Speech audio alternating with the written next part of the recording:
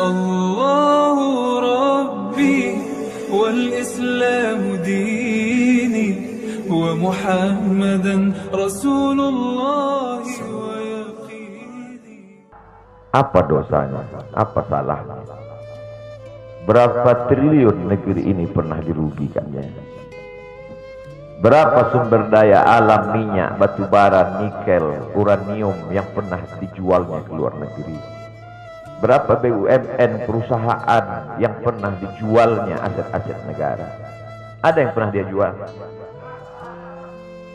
Dia hanya mengajak anak muda yang selama ini pencandu narkoba menjadi bertaubat kepada Allah.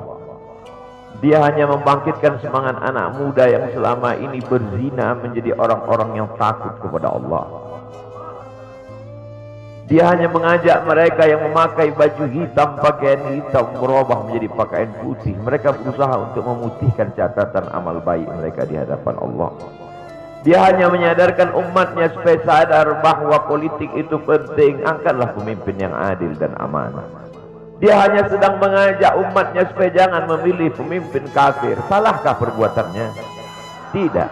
Dia tinggal negara demokrasi. Dalam dunia demokrasi, siapapun berhak untuk mengajak menyuarakan kebenaran.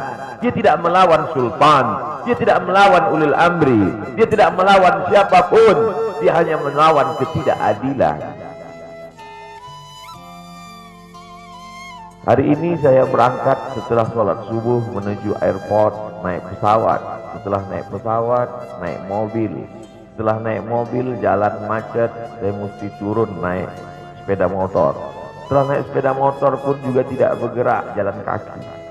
Akhirnya sampai kemari. Dalam hati saya berkata, celaka betul orang yang mengatakan kemarin katanya tidak ada akan menyambutnya. Sudah 3 hari, saya pikir 3 hari tidak ada orang lagi. Saya akan datang bisa duduk berdua dengan beliau. Saya tidak datang mau ceramah, saya tidak datang mau tausiah, saya tidak mau datang mau tablik akbar. Ternyata yang menyambutnya seramai ini, sebanyak ini, orang berjalan kaki, anak-anak muda berjalan kaki, orang tua, ibu-ibu duduk di pinggir jalan.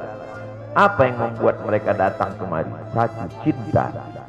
Lahu baru ni'aliha ahabbu ilayya wa asfadi balwaha, kata Qais. Debu yang menempel di sandal Laila lebih dapat menghilangkan rasa sakit dan duka. Hanya cinta kepada Laila, apalagi cinta kepada zuriat Nabi Muhammad sallallahu alaihi wasallam. Andai engkau orang alim, andai engkau hafal kitab, andai engkau mengerti kitab kuning, banyak ilmumu, tapi ada kebencianmu kepada ahli bait Rasulullah sallallahu alaihi wasallam, hilang keberkahan ilmu. Andai engkau punya derajat seperti seorang wali, andai engkau diangkat Allah sebagai wali, maka jatuh derajat kewalianmu hanya karena kebencianmu kepada ahli bait. Apa kata Kiai Haji Maimun Zubair? Ahli bait itu seperti Quran yang lapuk. Andai ada ahli bait itu yang nakal, yang jahat sekalipun, dia tetaplah seperti Quran yang lapuk. Quran yang buruk, andai titiknya sudah tidak ada lagi, tak akan mungkin kau akan buang. Kau tetap juga akan jaga dia, kau akan cium dia. Kenapa? La yamassuhu illal mutahharun. Allah yang mensucikan. Seorang sahabat Nabi disuruh membuang air bekas daripada bekam Rasulullah SAW. Buanglah ini, kata Rasulullah. Lalu kemudian beliau pergi ke belakang. Setelah itu dia datang lagi menghadap Rasulullah SAW. Rasul tahu apa yang dia lakukan, karena Nabi dapat wahyu. Nabi terbuka hijab, tapi Nabi ingin bertanya kepada dia. Bukan Nabi tidak tahu, Nabi tahu, diberikan Allah pemberitahuan. Nabi ingin memberitahu siapa yang tidak tahu. Kemana darah bekam tadi kau buat, kata Nabi. Ku minum ya Rasulullah. Mengapa engkau minum? Karena aku tahu bahwa darah yang mengalir dalam diriku membuat aku haram tersentuh api neraka. Mengalir darah itu dari dia kepada Sayyidatuna Fatimah, dari Fatimah kepada Sayyidina Al-Hasan, dari Sayyidina Al-Hasan ada juga kepada Sayyidina Al-Husain, dari Sayyidina Al-Husain kepada Sayyidina Ali Zainal Abidin, dari Zainal Abidin kepada Sayyidina Muhammad Al-Baqir, dari Sayyidina Muhammad Al-Baqir mengalir darah itu kepada Sayyidina Ja'far Sadiq. Dari Ja'far Sadiq mengalir kepada Sayyidina Ali Al-Uraidi. Dari Ali Al-Uraidi mengalir darah itu kepada Sayyidina Muhammad An-Naqib. Dari Muhammad An-Naqib mengalir darah itu kepada Sayyidina Isa sampai kepada Sayyidina Ahmad bin Isa Al-Muhajir. Lalu kemudian darah itu mengalir kepada Imam As-Saggaf, Al-Idrus, Al-Haddad, Al-Abbas, dan salah satunya adalah bin Syihab, dan salah satu dari zuriat bin Syihab itu adalah Sayyidi Al-Imam Al-Akbar Al-Habib Muhammad Rizik Syihab. Kalau mau hidup tenang, beliau sudah tenang dengan anak menantunya, dengan cucunya, dengan ilmunya. Beliau meraih gelar LC dari Universitas Imam Muhammad Ibn Saud. Dia cukup dengan majlis-majlis maulidnya, cukup. Mengapa dia bersusah payah? Mengapa dia mesti kena fitnah? Dia hanya mengikut darah Sayyidina Al-Husain.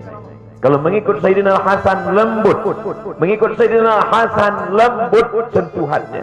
Maka para ahli bait ini mengikut dua aliran, Sayyidina Al-Hasan dan Sayyidina Al-Husain. Kedua-duanya saya cintai. Habaib yang mengikut Sayyidina Al-Hasan, saya datang, saya cium tangan mereka, saya bersilaturahim, lembut gaya mereka. Tapi mereka semua mengajak untuk mencintai Sayyidina wa Maulana Muhammad sallallahu alaihi wasallam.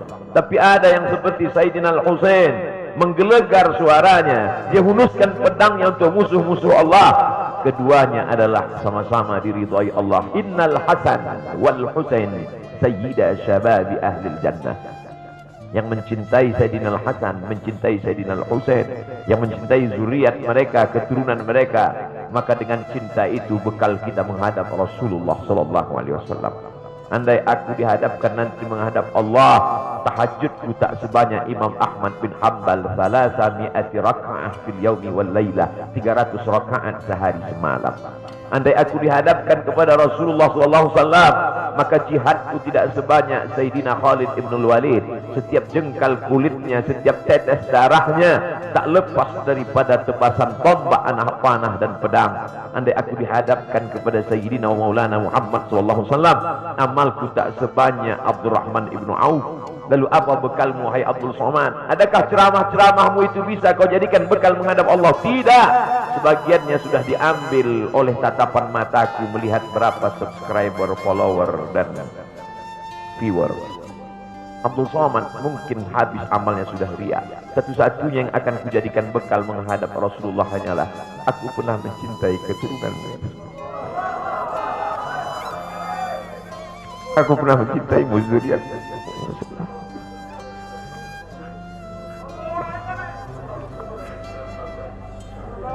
Wahai para pelaku pembuat dosa, wahai para pezina, wahai para peminum khamar yang belum bertaubat, kalau kalian belum sanggup untuk berbuat baik, kalau kalian belum mampu untuk beramal saleh, paling tidak jangan kalian sakiti zuriat Rasulullah. Jangan kalian keluarkan kata-kata, jangan keluarkan kata-kata fitnah. Bagaimana kalian akan menghadap Rasulullah? Bagaimana kalian akan menghadap Rasulullah? Pada saat itu seluruh umat berkumpul menghadap Nabi Adam alaihissalam. Kami tidak sanggup berdiri di padang mahsyar ini, wahai Adam. Menghadaplah kepada Allah. Kata Adam, aku tidak sanggup menghadap Allah. Karena dulu Allah berkata, la taqraba hadhihi syajarah. Jangan kau dekati pohon kuldi ini, tapi aku malah memakannya, ya Allah. Mereka datang menghadap Nabi Nuh alaihissalam. Kata Nabi Nuh, aku tak sanggup menghadap Allah karena anakku durhaka. Sa'awi ila jalalin ya'simuni minal ma'. Aku akan naik ke atas bahtera perahu yang bisa menyelamatkan aku dari air. Aku tak sanggup menghadap Allah, kata Nabi Nuh alaihissalam.